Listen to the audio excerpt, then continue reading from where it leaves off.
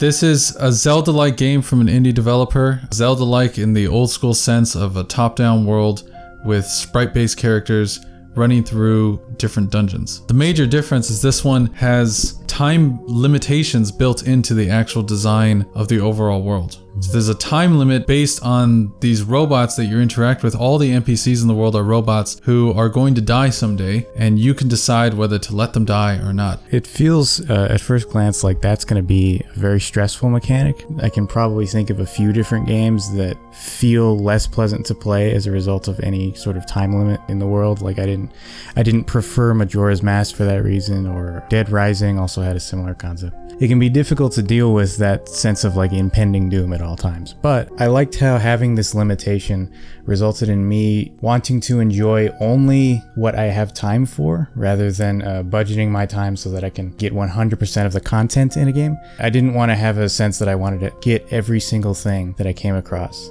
I wanted to explore each area individually like its own experience rather than an obligation. It's a reminder of the value of limitation, not just in game design, but let's say that you're an artist and you're trying to create something. When you limit yourself, you start to prioritize your attention on certain things based on the limitation of time. So in this case, the game gives you this sense that you could waste a lot of time if you're just breaking everything, and if you're just going out and searching every nook and cranny. Instead, you want to stay focused on the main quest line and actually propel yourself forward. And that's a solution to a problem that arises in a lot of games where there's side quests and there's plenty of things to distract you, is sometimes the main quest gets so pushed far behind that 70 hours later you're still avoiding it, and whatever imminence that it seemingly has doesn't really exist in the design of the game. And this game actually implements imminence directly into what you're doing, so that you actually feel pressure the whole way through. It's actually a nice integration then of story with gameplay. If that pressure isn't to your liking, that time limit, there is an explorer mode in the game which lets you completely customize the difficulty of your experience. You can customize the combat difficulty, you can customize how much damage you take, you can customize whether or not the time limit applies to you. Now, you played with the time limit, I didn't. I actually activated the explorer mode and I had no time limit at all.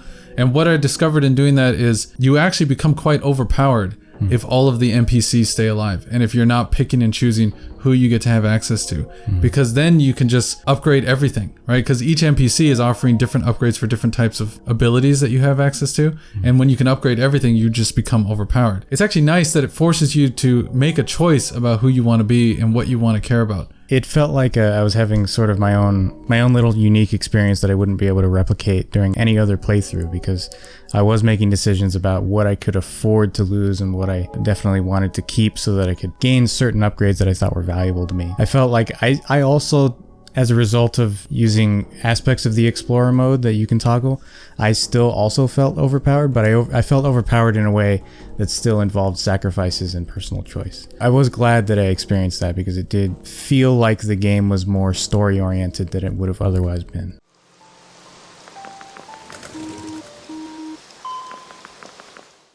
The combat moment to moment is actually quite difficult prior to switching on the Explorer mode feature. The game initially starts off like almost a Dark Souls style game where every enemy potentially can kill you.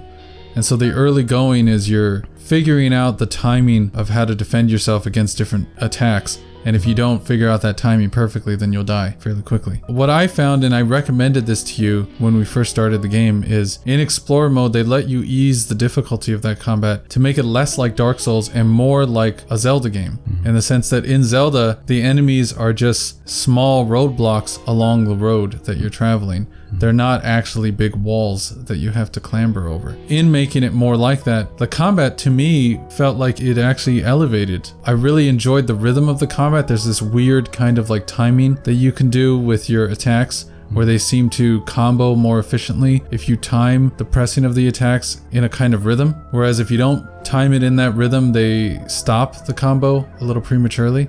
That was kind of a nice touch, and it's not something that the game tells you about. It adds a weightiness to every single attack. It's sort of like how God of War functions, where every hit that you're doing on the enemy has a kind of hesitated impact in terms of the screen and like a pause in the action. And this game has like a pause in the action when you're attacking people. So it's very immersive in that way. The progression of this game I found really refreshing and enjoyable. The game is not too long. I think both of our playtimes was, what, 12 hours? Does that sound right? Yeah. Yeah, so around 10 to 12 hours. And I was texting you while we were playing, like, it felt so good to have a game have such a constant pace of progression and also a feeling of finality to it. Like, it really felt like it wasn't trying to overstay its welcome, that it was making sure that every puzzle you did was interesting in and of itself. The puzzle design doesn't repeat too often. The abilities that you use are, because the game is succinct, able to be creative enough on their own that you can enjoy using them in multiple different contexts, right? So you get a shuriken that you can shoot out like a boomerang and it comes back to you. And there are puzzles in which you can, yes, of course, use that to hit switches, but you can also use it to attack enemies. You can also use it to pick up flame and travel it toward plants to then burn them down. They also give you abilities where you would think it's the only way to solve the problem, but there's actually more than one way to solve that same problem. So there's different ways to freeze the water. You have a little ice bomb that you can throw out, which you can then use on enemies, but if you don't want to use the ice bomb, you can also just use a little ice gun. It's thinking more open-ended in terms of the uses of the different weapons that you have, and I thought that was really quite nice. And again, it fits so well because the game was so tightly wound. The world isn't too big at all. In fact, the map might look larger than it actually feels when you're in it because you can cross the map really quickly. The dungeon design in this game is also extremely creative, and one of the ways in which they take something that was in Zelda Link to the Past and actually elevate it in a new way is the multiple levels of the different dungeons, and how, like, you can have holes in the top level and you can fall through, or you can flip switches that then change the entire design of the rest of the dungeon. There's a dungeon very late in the game where you're in like a factory and you can decide where the flames are rising up, and you can like build bridges, and you have to jump into a machine in order to access certain areas and then jump out of the machine to redo the areas. And the importance of all of that is it makes different sections of the dungeon map, when you return to those sections under different conditions, they feel almost like new spaces. And even when you return with new abilities, it suddenly makes those spaces all the more interesting to think about and to maneuver through. So that could be a lot of fun. So the game has many of what you might call discrete dungeons, basically these areas that are themed around a certain mechanic or a certain element, but it almost felt like the entire game was a dungeon, in the sense that there was no point where I didn't feel like there was something just out of the corner of my eye that I wanted to collect. There's always just something in every room that just takes a little bit of thinking to figure out. There aren't a lot of really difficult puzzles. It wasn't a game where I felt stuck very often, but it made the game feel longer, feeling like I was demanded my attention more. My brain was always on. I felt like my brain was lit up the whole time. So it felt much more like I was playing for 20 or 30 hours than 12 hours. By the time I hit the end and it told me that I had only played for 12 hours, that was kind of a shock. Because it's such a voluminous experience mentally. The whole time you're thinking. Just getting from place to place, even rooms that you've already been to, you're sometimes having to remind yourself, like, how does this puzzle function? How do I maneuver around this environment? There are some abilities that you have the entire length of the game that you actually don't realize that you have. So some of the new abilities by the end of the game are merely just learning, and it's not really giving you anything. Like, it's not like giving you something you didn't have access to. It's like you always had access to it. I'm not going to spoil what that is, but it is a fun way to progress in the game. It's just to rub something in your face like, it was there the whole time. You should have paid more attention. The world is extremely detailed, not just in terms of its design, but also quite visually. If you look at images of this game right now, you're probably noticing the art style is like painterly pixel. It's not just the rigid pixel art that you would typically see. It's almost like the detail goes beyond the resolution that the pixel can hold. And at first I actually thought that looked a little messy, and I thought, oh, this is going to actually make it harder to make my way through the world because the different objects that I can interact with aren't as straightforwardly defined or outlined because it's such a dense aesthetic. But it reuses certain aspects in smart enough ways that you can actually kind of develop an understanding of the diction of the space. Here's a passageway, here is a hidden entry in and out of different spaces, and that's all clued in by the aesthetic that you get used to in terms of where the plants are located and the way the shadows function. It actually becomes quite nice by the end, and I was able to maneuver through the world a lot faster by just getting used to it over time. So you're playing a character who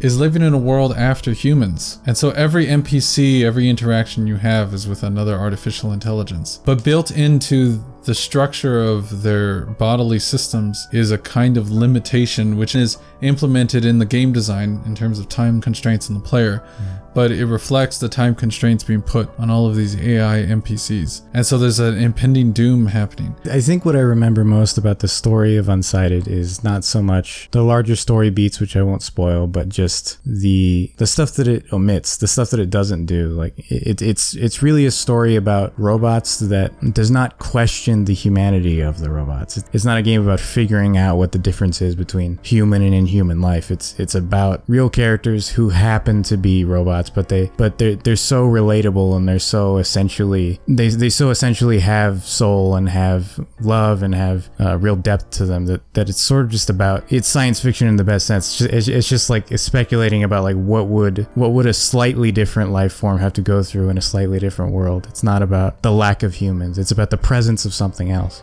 About relationships. And even though they're not human relationships, there's still some value in relying on one another. That mechanic of extending their life connects to the value that you put on that relationship. And so you're meeting these NPCs and you're deciding like, I like having you around. You offer things to me that I appreciate. And I'm given this gift that I can use on myself. I can extend my own life, right? You can increase your own playtime if you want and make the game easier for yourself. Or you can give it to an NPC and just develop your relationship with them. This main character and the other characters, the way they talk to you, they do seem to just be relating to you like a person, and you forget that they're robots. You know, you and I have been able to jump around to a lot of different independent games. We kind of are in line toward indies. There's something special about them. There's always a chance that they can do something really, really different. Unsighted is one of those independent games that on the surface looks like a retread of the kind of material that I grew up on, these big top-down adventures. But there's still a lot of soul in it. There's still a lot of spirit. It still seems very personal. The art style is still distinct. It's challenging in its own unique way. And it's just nice to have these indie games available to everyone. It wasn't like this all the time when I was growing up. A lot of these types of games were actually way more limited. And now we just get to have access to it. And that's something worth appreciating.